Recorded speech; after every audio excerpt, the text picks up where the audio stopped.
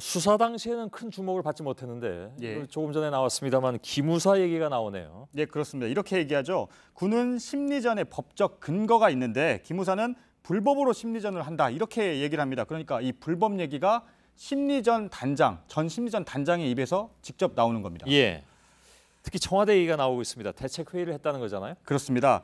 MB 정부 때 청와대 대책회의에 나와서 나와 같이 떠들었다. 기무사가 나와 같이 떠들었다. 이런 얘기가 나오는데요. 예. 이 대목을 보면 중요한 사실을 알 수 있습니다. 첫 번째는 이명박 정부 청와대에서 심리전과 관련한 회의를 했었다. 이 부분이 확인이 되는 거고요. 예. 또 하나는 여기에 사이버사령부 심리전단장과 기무사 관계자가 참석했다. 이 부분도 확인이 되는 거거든요. 예. 이 내용들을 놓고 보면 결국은 청와대가 사이버사령부와 기무사를 모아놓고 회의를 주도했다. 이 부분은 사실상 컨트롤 타워 역할을 한 것 아니냐. 이런 의혹을 강하게 제기할 수 있는 부분입니다. 청와대가. 예. 예. 그 회의에 근데 이명박 전 대통령이 참여했느냐 안 했느냐는 지금은 확인이 안 되는 거죠. 그렇습니다. 알겠습니다. 국방부에서도 기무사 심리전 조직을 없애라고 했다는 그런 얘기가 나오잖아요. 그렇습니다. 이 기무사 얘기를 하면서 그 부분을 얘기를 하는 건데요. 사이버 사령부로 통합하라고 계속 얘기했다. 이런 대목이 나옵니다. 그리고 기무사가 해관보 정상회의 때까지만 하고 안 한다고 하다가 계속 가지고 있는 것을 터뜨리면 죽는다. 이런 내용도 나오는데요. 이 해관보 정상회의가요. 2012년 3월에 서울에서 열렸습니다. 그러니까 기무사는 2012년 3월까지만 하고 안 하겠다. 이렇게 계속 얘기를 했는데 그러지 않고 계속 해왔다는 얘기인데요. 바로 한 달 뒤에 총선이 있었잖아요. 그렇습니다. 2012년 3월 이후에도 했다는 건 결국 총선과 대선 때도 기무사가 심리전을 했다는 얘기가 됩니다. 예.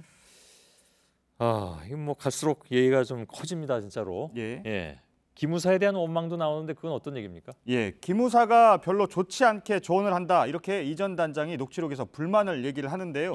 그러자 옥도경 전 사령관이 기무사가 도와준다고 하는 것 아니었냐 이렇게 이 물음을 합니다. 그러니까 수사 과정에서 보면 사이버 사령부 또 기무사 간에 뭔가의 소통이 있었다. 이 부분도 알 수 있는 대목입니다. 예. 지금 뭐 다 나옵니다. 그러니까 기무사 얘기도 나왔고 녹취록에 국정원 얘기도 나온다면서요? 예, 그렇습니다. 국정원 대목은 이렇게 나옵니다. 이 전 단장이 국방부에 대한 원망을 하거든요. 그런데 국정원 사례를 예를 들면서 국정원 직원은 직원 2명이 구금돼 있던 것도 국정원법을 들이대서 풀어냈다. 국정원은 직원들 4-5명이 재판을 받을 때 전 직원이 국정원장이 묵인하에 전 직원이 걷어서 1억 5천만 원을 모아서 이렇게 하고 있다. 이런 말을 하거든요. 그러면서 국방부 장군들, 영관급 장교들이 국정원보다도 저질적이냐 이렇게 불만을 얘기를 합니다. 국정원 직원들의 변호사비 대납, JTBC가 단독 보도를 했었는데요. 그런데 저희가 그 금액, 걷었던 금액까지는 사실상 보도를 안 했는데 1억 5천만 원이라는 금액을 어떻게 알았는지 이 구체적인 액수까지 얘기를 했습니다.